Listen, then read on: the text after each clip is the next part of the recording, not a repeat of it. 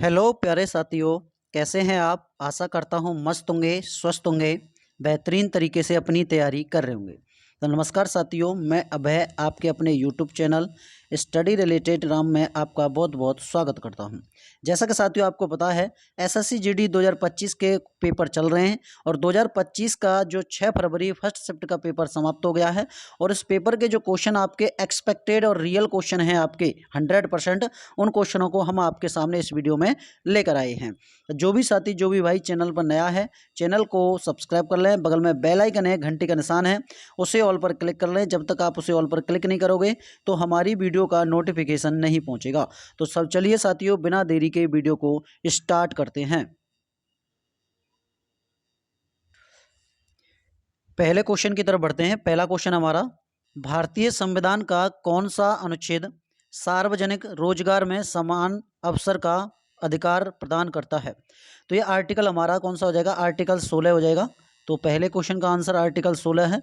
इस क्वेश्चन को ध्यान रखना। अब इसमें जो मोस्ट इंपोर्टेंट आपके आर्टिकल हैं, जैसे बात करते हैं आर्टिकल 14 के बारे में, आगे क्वेश्चन आपका बन सकता है। समता के समक्ष समानता। आर्टिकल 21 के बारे में बात करें, आर्टिकल 21 प्राण एवं दैहिक स्वतंत्रता का संरक्षण आपके आर्टिकल 21 में दे रखा है। ठीक है, इसको कलर को थोड़ा सा चेंज कर लेते हैं। ठीक है, अब बात करें भाई साहब आर्टिकल 40 के बारे में। आर्टिकल 40 ग्राम पंचायतों का जो संगठन है वो आर्टिकल आपके 40 में दे रखा है। अनुच्छेद 17 के बारे में बात करें, अनुच्छेद 17 है तो अस्पृश्यता का जो उन्मूलन है वो आर्टिकल हमारे किस में दे रखा है, आर्टिकल हमारे 17 में दे रखा है। ठीक है, आगे बढ़ जाइएगा अनुच्छेद 18 के बारे में। अनुच्छेद 18 जो उपाधियों का अंत है, इसमें किसमें, जो भी आपके पास में उपाधि है वो उपाधियों का अंत हमारे आर्टिकल 18 में दे रखा है। ऐसे ही आपका आर्टिकल 21 का क है और आर्टिकल 21 के क में ये दे रखा है कि जो भी आपके 6 से 14 वर्ष, क्या है, 6 से 14 वर्ष के सभी बच्चों को निःशुल्क शिक्षा प्राप्त कराना आर्टिकल हमारे 14 में दिया गया है कि भाई साहब सब निःशुल्क पढ़ेंगे। ठीक है, 6 से 14 वर्ष के सभी बच्चे हैं। अगले क्वेश्चन की तरफ बढ़ जाते हैं। क्वेश्चन अगला है, अगला क्वेश्चन पूछा गया कि शेरशाह सूरी का जो मकबरा है ये कहाँ पर स्थित है। अगर मैं शेरशाह सूरी के मकबरा के बारे में बात करता हूँ तो इसका मकबरा सासाराम में है और सासाराम पड़ता है आपका बिहार में। कहाँ पर, सासाराम पड़ता है आपका बिहार में। जैसे मैं बात करता हूँ शेरशाह सूरी के बारे में, कि शेरशाह सूरी के अगर युद्ध के बारे में बात की जाए कि भाई साहब शेरशाह सूरी ने युद्ध लड़े थे, कि बिल्कुल लड़े थे। देखो 1539 का ये युद्ध लड़ा था इन्होंने, और 1540 के बारे में बात करें 1540 में, तो अगर 1539 के बारे में बात करें, 1539 तक का था भाई साहब चौसा का युद्ध। ठीक है, और 1540 के बारे में बात करें तो बिलग्राम और कन्नौज का युद्ध, बिलग्राम और कन्नौज का युद्ध जीता था इन्होंने 1540 में। इसमें हुमायूं को हरा दिया था, हुमायूं को हरा दिया था। अब पॉइंट मोस्ट इंपोर्टेंट ये बनते हैं कि जो मकबरे हैं कुछ आपके बादशाहों के, शहंशाहों के, जैसे मैं बात करता हूँ बाबर का जो मकबरा है वो आपका काबुल में पड़ता है और बाबर ने जो युद्ध जीता था वो जीता था 1526 में, पानीपत का पहला जीता था। इसके बाद में बाबर ने के बारे में बात करें तो 1527 में आपका खानवा का था, और खानवा का युद्ध जीतने के बाद में, खानवा का युद्ध जीतने के बाद में इनको एक उपाधि इन्होंने धारण की थी, वो गाजी की उपाधि थी। क्या थी, गाजी की उपाधि इन्होंने धारण की थी। ठीक है, इसके बाद में अकबर का, इसके बाद में इन्होंने 28 का युद्ध लड़ा था। कौन सा, 28 का था चंदेरी का 1528 में, और 1529 में इनको क्या हुआ था भाई साहब, उनको खानवा मतलब क्या है, घाघरा का युद्ध जीता था। और 1530 के बारे में बात करें, 1530 में इनकी मृत्यु हो जाती है। ठीक है, तो इनका ये डाटा है। अब आगे बढ़ जाइएगा हुमायूं के बारे में। हुमायूं दिल्ली में इनका मकबरा है, और हुमायूं के बारे में नोट कर लेना भाई साहब। जो हुमायूं हैं, हुमायूं की एक पुस्तक है गुलबदन बेगम ने लिखी है, गुलबदन बेगम ने लिखी है, और ये इनकी क्या है भाई साहब, इनकी बहन थी गुलबदन बेगम, हुमायूं नामा लिखी है। ठीक है, हुमायूं के बारे में ध्यान रखना, बाबर का पुत्र हो जाएगा। इसी के बाद में आप आगे बढ़ो, हुमायूं का पुत्र था अकबर, तो अकबर का जो सिकंदरा में इसका मकबरा है, आगरा में। अकबर के बारे में बात करें तो 1541 में, कब, 1541 में फतेहपुर सीकरी बसाई थी इन्होंने, 1541 में इन्होंने फतेहपुर सीकरी बसाई थी, और 1541 से लेकर और 1585 तक इनकी भाई साहब राजधानी बनी थी, क्या, फतेहपुर बनी थी इनकी राजधानी। ठीक है, जहांगीर के बारे में बात करें, जहांगीर का जो मकबरा है वो शाहदरा, मतलब लाहौर, लाहौर की राजधानी, लाहौर के बारे में नोट कर लेना, पाकिस्तान है। और पाकिस्तान की अगर मैं राजधानी के बारे में बात करूं तो पाकिस्तान की राजधानी इस्लामाबाद हो जाएगी। नेक्स्ट क्वेश्चन है औरंगाबाद। औरंगजेब का जो समाधि स्थल है, मकबरा है, वो औरंगाबाद में है। औरंगाबाद एमएच महाराष्ट्र में पड़ता है। इसको भैया जी क्या है, औरंगजेब को क्या कहते हैं, जिंदा पीर कहा जाता है। जिंदा पीर कहा जाता है। और बात की जाए ये क्या करता था, जो हिंदू के जो छोटे छोटे एक दिन के बच्चे ने जैसे जन्म लिया तो उनकी बच्चों की गर्दन काट देता था ये, ठीक है। आगे बढ़ जाइए औरंगजेब के बारे में। औरंगजेब को आलमगीर की उपाधि थी। सबसे ज़्यादा मनसबदार इन्हीं के में थे, और सबसे ज़्यादा हिंदू मनसबदार के बारे में बात करें तो औरंगजेब के समय हो जाएंगे। अगला है शेख सलीम चिश्ती के बारे में कि शेख सलीम चिश्ती का जो मकबरा है वो फतेहपुर सीकरी में है। क्यों? क्योंकि ये आपके जैसे मैं बात करता हूँ, अकबर के कोई पुत्र पैदा नहीं हो रहा था, तो अकबर ने पैदल यात्रा की थी, और पैदल यात्रा करते समय उनको एक पुत्र पैदा हुआ था जहांगीर, जिसके बारे में बात करें तो भाई साहब इसका नाम था सलीम। क्या है इसका नाम? इसका नाम सलीम था। ये भी आप जरूर ध्यान में रखना है। अच्छा, जो फतेहपुर सीकरी है शेख सलीम चिश्ती की दरगाह है, जिसमें मैं बात करता हूँ जैसे पंचमहल हो जाएगा फतेहपुर सीकरी में, बुलंद दरवाजा हो जाएगा। यहीं पर बात की जाए भाई साहब, फतेहपुर सीकरी बसाई थी 1571 में, ठीक है। ये भी आपको ध्यान में रखना है।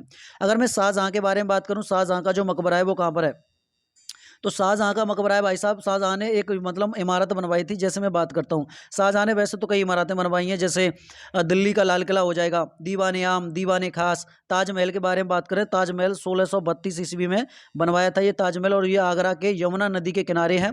इसी में शाहजहां की समाधि है, और इनकी पत्नी थी आपकी क्या, जैसे मैं बात करता हूँ मुमताज़ की, तो इन दोनों को यहीं पर दफनाया गया है ताजमहल के अंदर, ठीक है।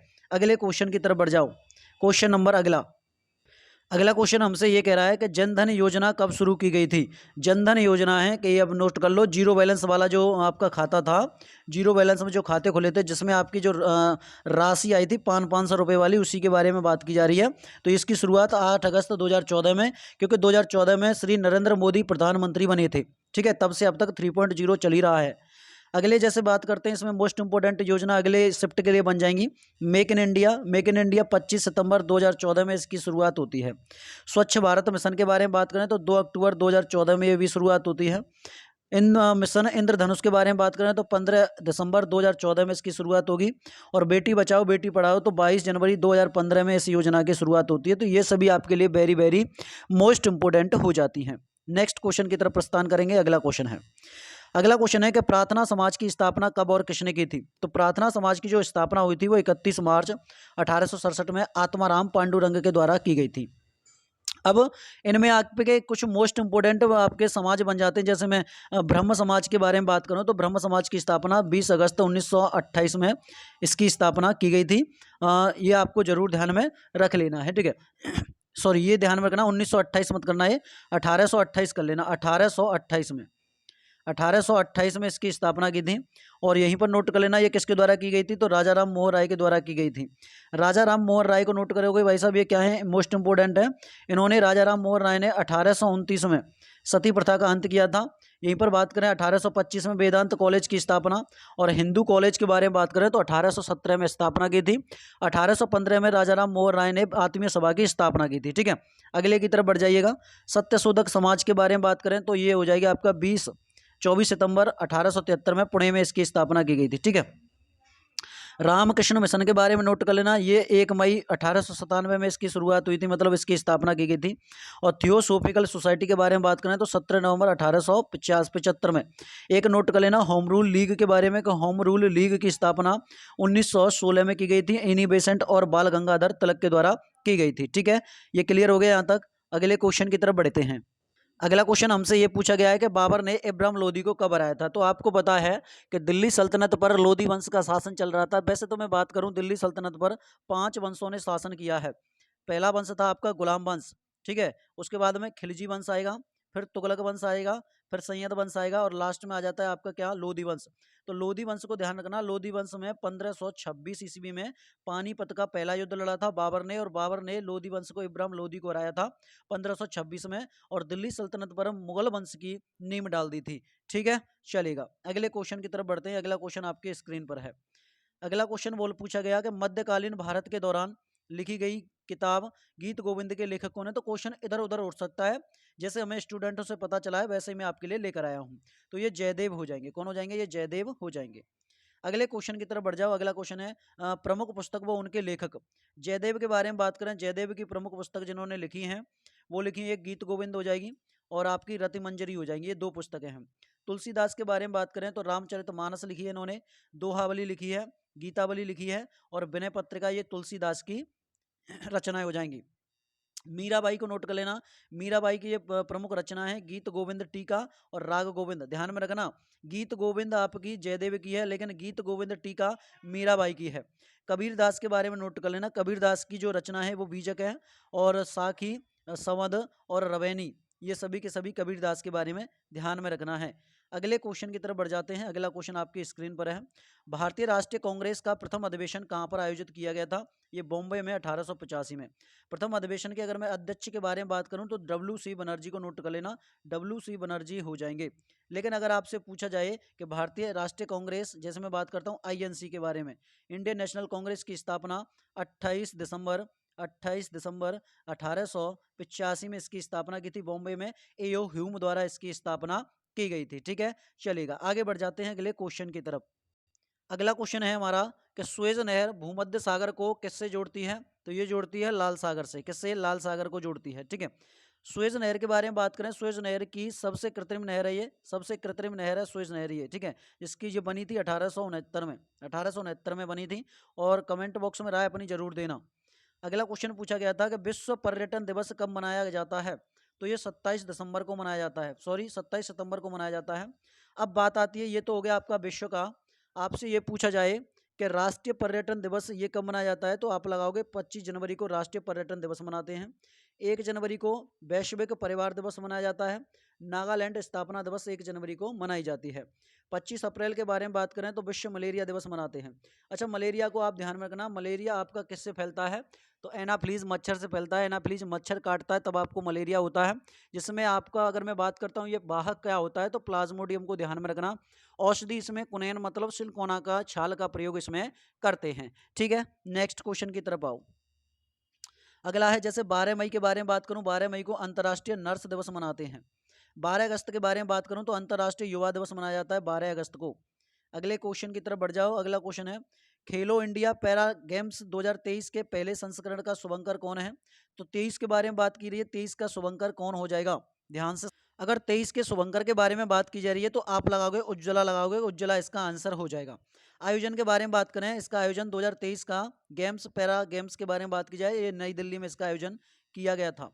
अब मैं बात करूं इसमें प्रथम स्थान किसका आया था, कि पहला स्थान कौन रहा था? तो हरियाणा रहा था। हरियाणा ने इसमें 40 गोल्ड मेडल जीते थे, 39 कांस्य रजत पदक जीते थे और 26 कांस्य पदक जीते थे। ठीक है, तो ये आप जरूर ध्यान रखना। और टोटल कर कर ये हो जाएंगे आपके 40, और ये कितने हो गए? 79, 79 और 89 हो गए, ये 99 हो गए, 99, 105, 105 इन्होंने जीते हैं। ठीक है, अब खेलो इंडिया यूथ गेम्स 2024 की मेजबानी के बारे में बात करें तो तमिलनाडु ने की है। किसने की है? तमिलनाडु ने की है। आगे बढ़ जाओ। खेलो इंडिया यूथ गेम्स विजेता की सूची ध्यान में रखना।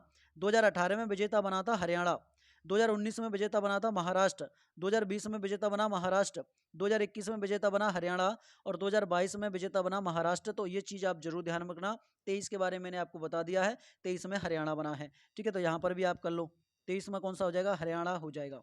ठीक है, अगले क्वेश्चन की तरफ बढ़ाओ। अगला क्वेश्चन है कि भारत और चीन को अलग करने वाली सीमा रेखा क्या कहलाती है? तो वो सीमा रेखा मैकमोहन कहलाती है। और इसकी लंबाई के बारे में बात करूं, भारत और चीन के बीच की सीमा रेखा की लंबाई कितनी है? तो 3488 किलोमीटर इसकी लंबाई हो जाती है। अगले क्वेश्चन की तरफ बढ़ जाओ। इस रेखा का जो प्रस्ताव रखा था वो रखा था आपके हेनरी मैकमोहन ने, जो 1914 में शिमला में हुए सम्मेलन में दिया था। ठीक है, इधर आ जाइएगा और इसमें पॉइंट मिलेंगे। जैसे इसमें बात करते हैं डूरंड रेखा के बारे में कि भाई डूरंड रेखा किस किस के बीच में है? ये भारत और अफगानिस्तान के बीच में डूरंड रेखा है। और सबसे कम रेखा के बारे में बात करें, सबसे कम सीमा बनाता है वो अफगानिस्तान बनाता है। तो 106 किलोमीटर है भारत और अफगानिस्तान के बीच में। रेड क्लिप रेखा से आपको पता चल रहा है कि रेड मतलब लाल है और लाल मतलब खतरा है। तो भाई साहब, भारत और पाकिस्तान एक दूसरे को खतरा रहता है। तो 3323 किलोमीटर इसकी सीमा रेखा है। ऑपरेशन शून्य रेखा के बारे में बात करें, भारत और बांग्लादेश के बीच में है, जो 4096 किलोमीटर 0.7 किलोमीटर सीमा रेखा बनाती है। अगले क्वेश्चन की तरफ बढ़ो। क्वेश्चन नंबर 11 क्या पूछा गया था? क्वेश्चन नंबर 11 ये पूछा गया था कि हाल ही में 69वें पुरस्कार 2024 में सर्वश्रेष्ठ फिल्म का पुरस्कार किसे मिला है? तो ये मिला है 12वीं फिल्म, 12वीं फेल, एक फिल्म आई थी 12वीं फेल, इसको मिला है। अब आपसे ये पूछा जाए, मुझे बताइएगा कि फिल्म फेयर पुरस्कार की शुरुआत कब हुई थी? तो 1954 में हुई थी। कब हुई थी? 1954 में हुई थी। ठीक है, आयोजन के बारे में बात करें भाई साहब, ये 12वीं फेल 2024 के बारे में बात हो रही है। तो 27 व 28 जनवरी 2024 में इसका आयोजन किया गया था। गांधीनगर मतलब गुजरात, गुजरात की राजधानी गांधीनगर में। अब इसमें पॉइंट आपके मोस्ट इंपोर्टेंट ये बनेंगे। पहला पॉइंट बनेगा सर्वश्रेष्ठ निदेशक, तो आपके कौन हो जाएंगे, विदु विनोद चोपड़ा हैं जो 12वीं फेल है, ठीक है। अच्छा, सर्वश्रेष्ठ पटकथा के बारे में बात करें, 12वीं फेल हो जाएगी। मुख्य भूमिका में सर्वश्रेष्ठ अभिनेता कौन है, तो रणबीर कपूर को नोट कर लेना। और रणबीर कपूर के बारे में बात हो रही है तो फिल्म कौन सी हो जाएगी, एनिमल फिल्म हो जाएगी, एनिमल। सर्वश्रेष्ठ अभिनेत्री के बारे में बात करें तो आलिया भट्ट हैं, जिसकी अगर मूवी के बारे में बात करूं तो रॉकी और रानी की प्रेम कहानी में ये दर्शाया गया है, ठीक है। तो आज के क्वेश्चन आपके यही थे। आज के क्वेश्चन कैसे लगे कमेंट बॉक्स में जरूर लगाना। क्वेश्चन अच्छे लगे तो वीडियो को लाइक कीजिएगा। चैनल पर नए हो तो चैनल को सब्सक्राइब जरूर कर लीजिएगा, ताकि आपको सभी शिफ्टों का एनालिसिस साथ के साथ मिलता रहे। तो मिलते हैं साथियों नेक्स्ट वीडियो में, तब तक के लिए मस्त रहिए, स्वस्थ रहिए, बेहतरीन तरीके से पेपर देते रहिएगा। जय हिंद दोस्तों, जय भारत।